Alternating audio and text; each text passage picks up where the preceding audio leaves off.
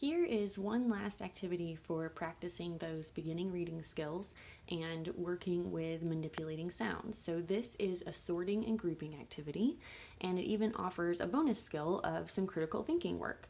So as you can see, these items are already arranged in a certain grouping, so I decided to go with beginning sound. So over here we've got, I'm calling this one straw, soap, and scissors, so all of the s beginning sound. We've got tape and toy, t.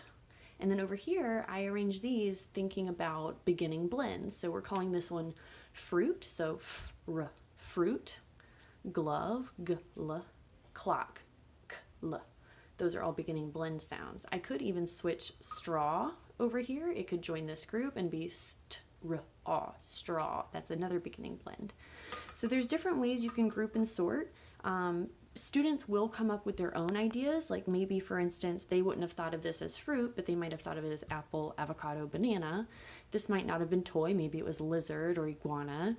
You know, there's different ways that it's gonna take shape, and that's totally okay. There's room for creativity. We could do this by syllables, so maybe I might, you know, group these over here, this one over here, and all these over here, and I've got one syllable words on this side, multi-syllable words on this side. So cup or straw, one syllable, soap, tape, glove, clock, all one syllable words.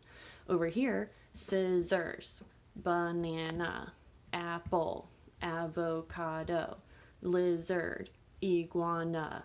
See how we've got multi-syllable and single syllable. So again, just finding items around your house. This activity is completely free because it's stuff you already have, does not require any technology access, and is very low maintenance setup. So just one more way to practice those early reading skills at home with sound manipulation and syllable work.